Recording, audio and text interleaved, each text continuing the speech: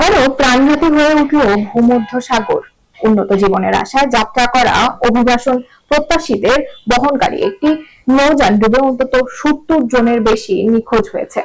শনিবার ৫ এপ্রিল বিকেলে লিবিয়ার উপকূল থেকে ছেড়ে যাওয়া একটি কাঠের নৌযান ডুবে যায় বলে জানা গেছে। নৌযানটিতে প্রায় ১০৫ জন যাত্রী ছিলেন, যাদের মধ্যে নারী, পুরুষ ও শিশুও ছিল। লিবিয়ার নিয়ন্ত্রিত সার্চ অ্যান্ড রেস্কিউ জোনে বোরওয়েল ফিল্ডের কাছাকাছি এলাকায় ঘটে এই দুর্ঘটনা। এতে করে নতুন করে প্রশ্ন উঠছে সমুদ্রপথে অভিবাসনের ঝুঁকি ও নিরাপত্তা নিয়ে। বিস্তারিত থাকছে ডেস্ক রিপোর্টে।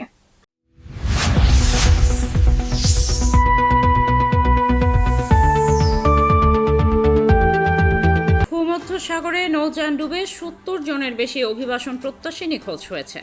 ঘটনাটি ঘটেছে গত শনিবার ৫ এপ্রিল ২০২৬ বিকেলে লিবিয়ার উপকূল থেকে ছাড়া একটি কাঠের নৌযানে।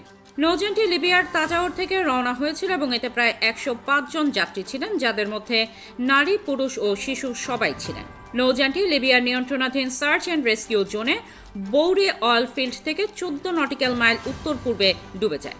ইতালীয় এনজিও মেডিটেরেনিয়া সেভিং হিউম্যানস MSH জানিয়েছে ৩২ জনকে জীবিত উদ্ধার করা হয়েছে এবং ২ জনের মরদেহ পাওয়া গেছে। নিখোঁজ রয়েছেন ৭০ জনেরও বেশি। উদ্ধারকৃত জীবিত যাত্রী ও মরদেহগুলো ইতালির দক্ষিণাঞ্চলীয় দ্বীপ ল্যাম্পেদুসায় নিয়ে যাওয়া হয়েছে। ২টি বাণিজ্যিক জাহাজের সহায়তায় উদ্ধার অভিযান চালানো হয়।